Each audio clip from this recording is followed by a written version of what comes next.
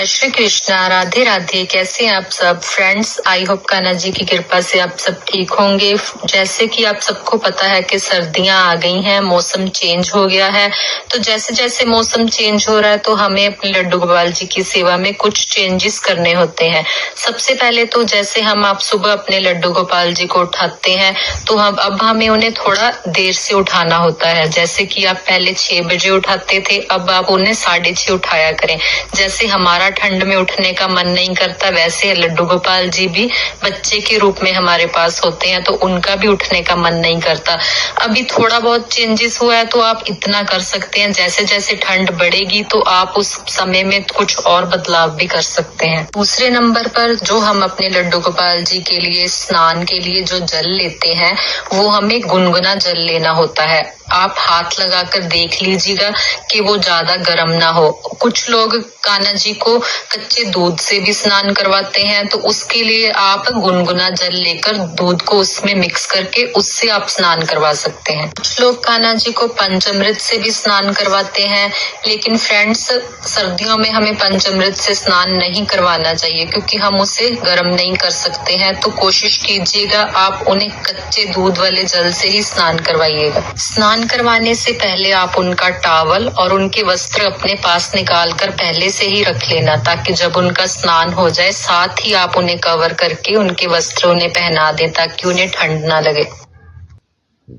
अगला चेंजेस हमें ये करना है, जैसे गर्मियों में कुछ लोग इन्हें मच्छरदानी में सुलाते हैं, जैसे मेरे पास ये कॉटन की मच्छरदानी है, तो हमें इसे भी चेंज करना होता है। आप ऐसी वेलवेट में भी मच्छरदानी आती है, वो भी ले सकते हैं। अगर आपके पास वो नहीं है तो आप इसके बीच ये गर्म चादर बिछाकर इसके ऊपर अपने कान्हा जी को विश्राम करवा सकते हैं। देखिए फ्रेंड्स, मेरे लड्डू गोपाल जी का गरम बिस्तर बनकर तैयार हो गया है। हमें उनके पिल्लो भी चेंज करने होते हैं। सर्दियों हमें हम ऐसे वेलवेट के पिल्लो यूज करेंगे, जैसे गर्मियों में हम कॉटन के पिल्लो यूज करते हैं, तो सर्दी में हम ऐसे गरम पिल्लो यूज करेंगे।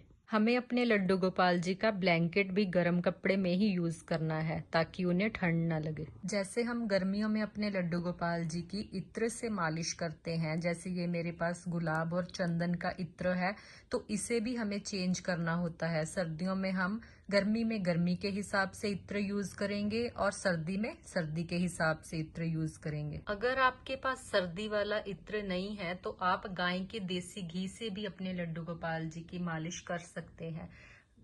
फ्रेंड्स, लड्डू गोपाल जी को मालिश करवाना बहुत पसंद होता है, तो हमें गर्मी और सर्दी दोनों में उनकी इत्र से मालिश जरूर करनी चाहिए। बस हमें मौसम के हिसाब से इत्र को चेंज करना पड़ता है। जैसे जैसे सर्दी बढ़ती है हमें अपने लड्डू गोपाल जी को ड्राई फ्रूट का भोग भी लगाना चाहिए, क्योंकि ड्राई फ्रूट गर्म होता है। हम उनके लिए अलसी के, तिल के लड्डू भी बना सकते हैं, गुड़ का भी भोग लगा सकते हैं। इन सभी चीजों से हमारे लड्डू गोपाल जी को गर्माहट मिलती है।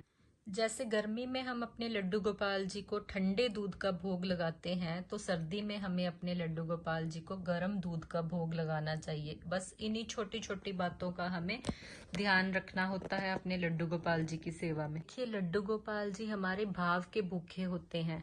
अगर आप सच्चे मन से उनकी सेवा कर रहे हैं ना, तो अगर छोटी मोटी भूल आपसे कोई हो भी जाए तो कान्हा जी आपसे नाराज नहीं होंगे, कि उन्हें बाहरी दिखावा नहीं, आपका भाव और आपका प्रेम चाहिए। जिस भक्त ने सच्चे मन से उनकी सेवा कर ली तो हमारे लड्डू गोपाल जी, हमारे कान्हा जी, हमारी राधा रानी कभी उनका साथ नहीं छोड़ते। लड्डू गोपाल जी की सेवा भाग्य से नहीं सौभाग्य से मिलती है। जिस पर उनकी कृपा होती है वह उसी को अपनी सेवा का मौका देते हैं। आप भी अपने लड्डू गोपाल जी की सच्चे हृदय से सेवा करते रहिए। राधे राधे।